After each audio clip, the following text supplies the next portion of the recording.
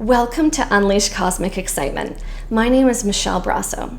I'm a 9 through 12 science educator specializing in physics and astronomy, and I'm also a huge space nerd, so it really is a delight to connect with you today.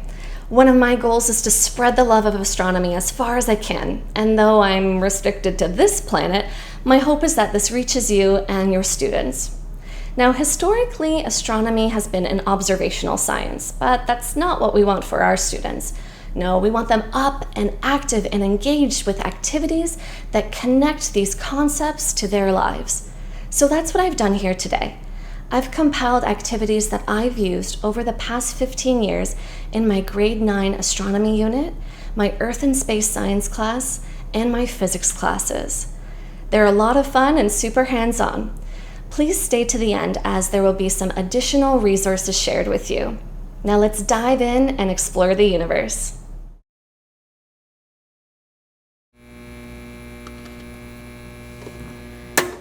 A big question in astronomy is, how do we know what we know? How do we know what the stars are made of? How do we know what atmospheres of planets are made of? Well, the answer lies in spectroscopy. And I love sharing with my students these gas tubes. We look through our spectroscopes, we see those bright lines, and we identify that each element has its own unique spectral lines, kind of like a fingerprint. We can use those spectral lines to find all sorts of information about the composition of these different structures in space: stars, galaxies, planets. Now, if you don't have gas tubes and a spectroscope, you can still engage your students with this sort of star detective work. Let me show you how. Even without gas tubes and spectroscopes, you can still engage your students with spectroscopy. In this activity, students have printed dark line spectra of the different elements, and these are like the fingerprints that identify those elements. And they've got various unknown spectra as well, so they have to figure out what is in that sample. They can start by lining them up, and if the spectral lines match, then we can tell the identity.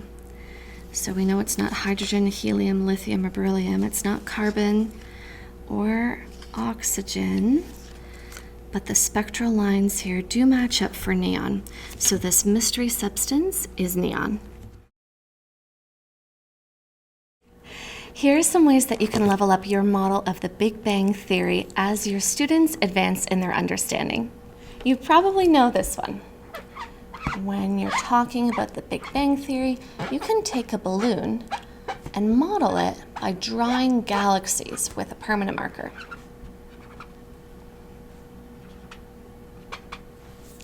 And then you can have students blow up that balloon to show how the galaxies are moving apart.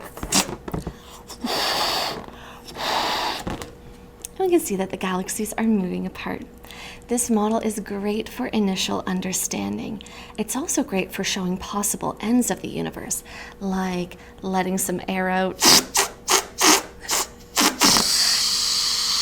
to model the big crunch, or blowing up the balloon really large for the big freeze, or the big rip. But the model here has a few flaws that might come out in the more advanced astronomy units. So there is a more effective way to show this for your older astronomy students. We can improve upon our model of the Big Bang Theory by using paperclip galaxies and elastic band space. By creating a simple chain of paperclip galaxies and elastic band space, we can see when students pull on this, the galaxies remain the same size, but the expansion of the elastic bands can represent the expansion of the universe through time. By creating a simple chain of paperclip galaxies and elastic bands, we show that throughout the progression of time, the universe has expanded, whereas the galaxies themselves did not expand like they did in the balloon model. For your more advanced students, we can extend this model a little bit further still. By drawing waves on the elastic bands, we can show the red shifting that occurs between galaxies. So as time progresses and the space in between galaxies increases, the spacing or the length of those waves increases. This shows the red shift between the galaxies. Either one of the elastic band and paperclip models can be further improved upon by creating chains that are interlinked with one another and having students pull in every direction to show that we observe all distant galaxies moving away from us and away from each other by the red shifting that occurs when those elastic bands are stretched. They are pretty close together, but if we bring them in back in, let's rewind time. Notice how the waves go back to their normal length. And then if we move forward in time, what happens? All of them are redshifted. None of them get shorter, right? And this is what Edwin Hubble found. My students absolutely love the Hoberman sphere. It's a great way to model the formation of stars and star systems. When you give this one a little spin, it spins quite slowly. But as it comes together, it starts to spin faster and faster. And this models really well the formation of our star and our solar system.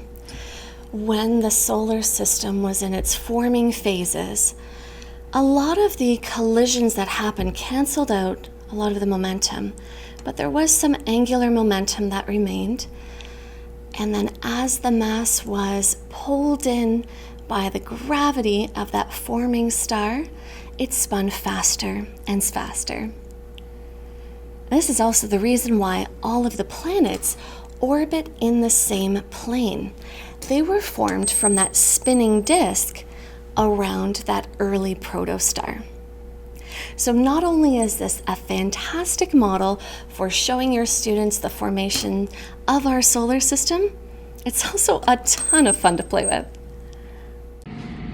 Here's a great activity you can do with your students to model the formation of the solar system. All you need are some masses that represent the gases, a student volunteer, and a turntable.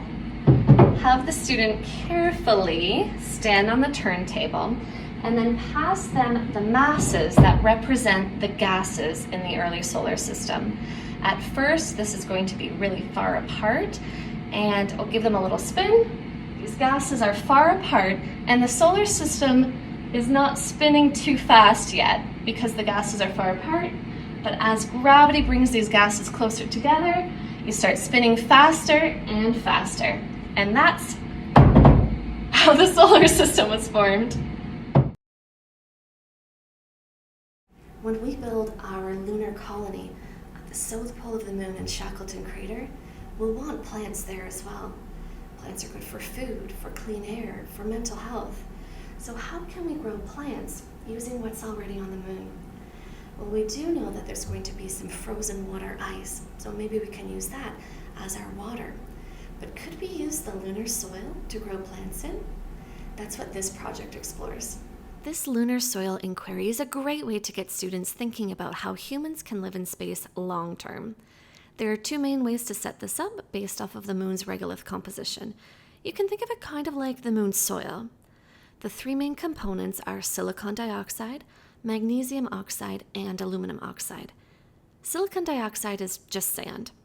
Magnesium oxide, when I was searching for it, was best found as a supplement for cows and horses, and aluminum oxide is used as a sandblasting material. I mix those three ingredients proportionally using goggles and a mask as this gets dusty. The next most dominant compounds in lunar soil are not as safe as these, so I left them out. But since lunar regolith is 47% silicon dioxide, your class could have a pretty good simulant just by planting in sand, and that really reduces the cost of supplies. Students design their own questions for this inquiry and also plan to control and potting soil. Some students inquire as to which type of seed germinates the quickest or what type of plant grows the tallest. Students can also take this much farther if they want to. Two outstanding experiments involved students changing the magnetic field strength and another one was changing the wavelength of light to include higher concentrations of infrared and ultraviolet. This is such a relevant and skill-building activity for your students. Why is Mars red? Let's look at the main components in Mars's soil to find out. Silicon dioxide and iron oxide. Why is Mars red? Well, the two main components of Mars's regolith, its soil, is sand and iron oxide. Now we can model this for students in a really simple way. We're going to place sand in this dish and then add steel wool on top.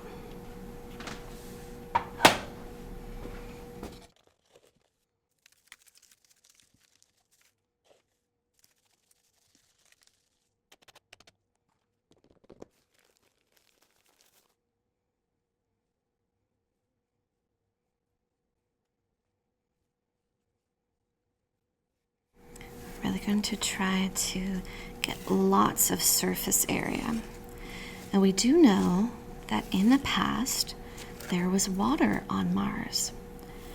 And when the iron in the steel wool comes into contact with the water, we'll get that corrosive reaction and we should see some rust forming.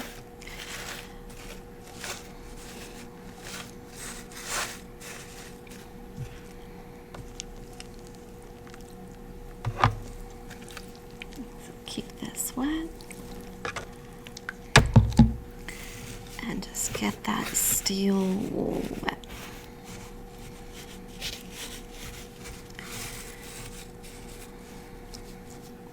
This is a great one to leave for the weekend and then have the students observe when they come back to class.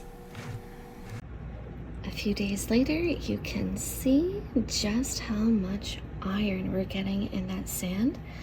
Now I'm here in not too hot of a climate, so the water hasn't evaporated yet, but we'll wait a few days until that happens and then see how the sand looks like with the water evaporated. Here it is again. You can see that iron oxide sitting on top of the silicon dioxide. It really stands out. When you move the sand around, you really see that red color. Here they are side by side after the Martian soil has been mixed well. Iron oxide, that's why Mars is red. Let's model Jupiter's belts and jets. To make a model of Jupiter's belts and jets, we're going to use last year's discounted plastic ornaments. We've grabbed the spherical shapes and we're going to remove the top. Inside, we need something to model the fluids of Jupiter's atmosphere. It's gases. We're not going to use gases. Instead, we'll use water and some mica powder. Now, mica powder is what's used in makeup. So when we think about the colors of Jupiter, we can think about the whites, the yellows, the reds, the oranges, and the browns, and add some of those colors using the mica powder.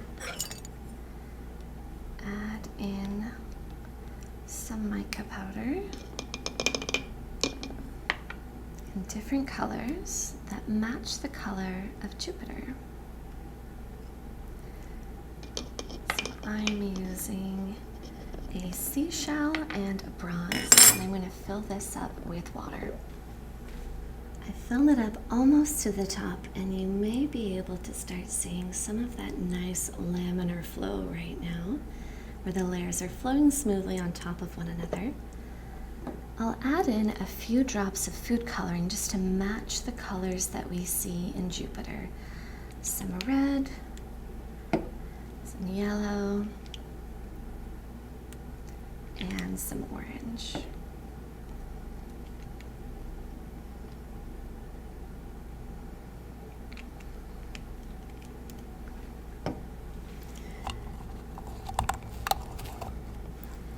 And it's just a matter of putting on the top with a stopper and mixing it up.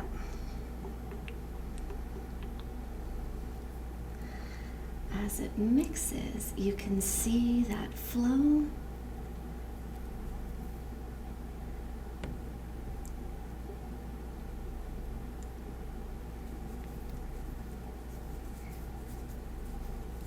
It's quite beautiful. And you can turn it the other way to see that turbulent flow that we see so clearly on Jupiter. So I think that this is a great model for this. As you shake this up, you're going to see beautiful flows. It's quite magnificent to watch, and it would be a great idea for any sort of sensory break for a student. The students can spin these in their hands to create these turbulent flows, or you can utilize a turntable if you have one in your classroom. Gravity does settle the mica, so just give it a shake, and then you can give it a spin.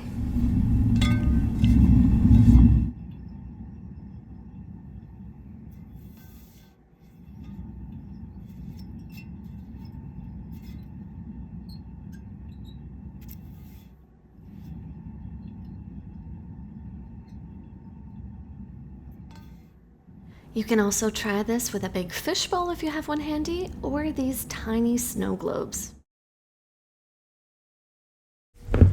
Gravity wells don't need to be expensive, and they don't need to take up much space.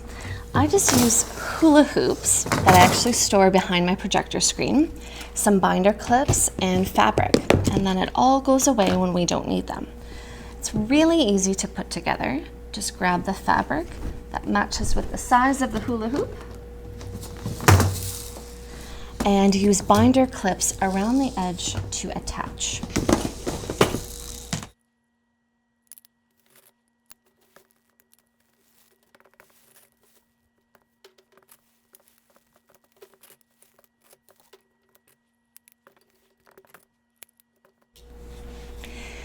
Now just place a mass in the middle and you've got a gravity well.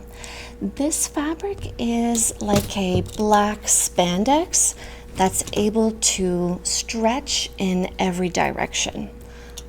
Here's how we use them. After making a few gravity wells with hula hoops and fabrics, I bring out some lab stools to balance the hula hoops on. The stools should be just enough for the hula hoops to sit on, but not enough to block any of the fabric. In the center, place a mass and give the students marbles. Have the students send marbles in straight towards the mass, and then change the angle that they send the marbles in towards to view the different orbital paths these marbles take. An extension of this is by changing the mass. What do they have to do to the marble to keep it in orbit around that greater mass? The students really love this activity, and it's a quick and easy one to take out and to put away. In my classroom, I just hide those hula hoops behind my projector screen, and no one is the wiser. So much fun. NASA has a great recipe for creating a comet that involves dry ice and a few other easy to access ingredients. Your students will love crushing the dry ice and then reforming it as a comet, a dirty ice ball, or an icy dirt ball if you prefer. Arguably the best smelling lab of all time, students create craters in baking trays full of flour and cocoa, or use chocolate pudding mix or cake mix for a less expensive version that smells just as good. In the experiment provided in the lab manual, students change the drop height to influence the speed of their meteorite and observe the size and shape of the crater. This is great for having students practice their scientific diagram drawing skills. Or you can have your students take this in their own direction and have your students design their own procedure. They can change drop angle, amount of force, or even the relative velocity of the Earth and the meteorite. Have fun with this one.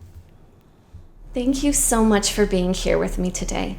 It really was a delight to help inspire our students to explore the universe. Since there were so many activities in this lesson, I actually ran out of time to include 2 more. So please follow the links on this page to learn about an inexpensive way to build telescopes and a constellations activity that transforms your classroom into a celestial sphere. If you use any of these activities, I'd love to hear how they go. My email is mrs.brasso @gmail.com, and my Instagram handle is @Mrs. Brasso's Binder. Wishing you clear skies. Thank you.